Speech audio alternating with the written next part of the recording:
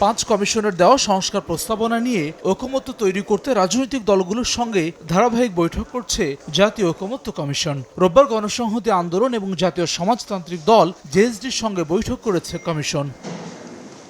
এদিন সকাল 10টায় গণসংহতি আন্দোলনের সঙ্গে বৈঠক শুরু হয়। প্রায় 4 ঘন্টার বৈঠক শেষে দলটির প্রধান সমন্বয়কারী জুনায়েদ সাকি জানান, গণতান্ত্রিক রূপান্তরে ঐকমত্যের উপর জোর দিয়েছে তার দল। রাষ্ট্র সংস্কারে দ্বিমত থাকা বিষয়গুলো নিয়ে জনগণের কাছে যাওয়ার আহ্বান জানান তিনি।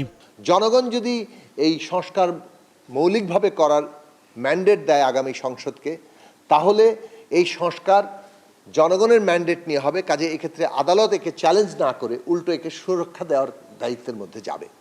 সেই দিক থেকে সংস্কার টেকসই হবে। এ সময় কমিশনের সহসভাপতি অধ্যাপক আলী রিয়াজ বলেন, পুঞ্জীভূত সংকট উত্তরণে সংস্কার কমিশন প্রতিবেদন দিয়েছে। যে ঐক্যের মাধ্যমে ফ্যাসিবাদের পতন ঘটেছে সে ঐক্য বজায় রাখতে হবে। শুধুমাত্র এই সংস্কার কমিশনের প্রতিবেদনগুলো বাস্তবায়নই যথেষ্ট নয়, সেজন্য দরকার একটি গণতান্ত্রিক রাষ্ট্রের কাঠামো তৈরি করা, গণতন্ত্রের চর্চা করা, গণতন্ত্রের শক্তিগুলোকে একত্রিত থাকা। এরপর দুপুরে কমিশনের সঙ্গে বৈঠক করে জাতীয় সমাজতান্ত্রিক দল জেএসডি। বৈঠক শেষে দলটির সাধারণ সম্পাদক বলেন, রাষ্ট্র পুনর্নির্মাণে জাতীয় সনদ ঐতিহাসিক ভূমিকা রাখবে। সংবিধান সম্পর্কিত সমস্ত সংস্কারগুলো হবে আগামী জাতীয় সংসদ এবং সংবিধান সংস্কার সভার নির্বাচনের মধ্য দিয়ে। পরিষ্কার করতে বলতে চাই, শুধু একটি জাতীয় সংসদ নির্বাচন এই সংবিধানের মৌলিক কাঠামো সংস্কার করতে পারে বলে আমরা মনে করি না।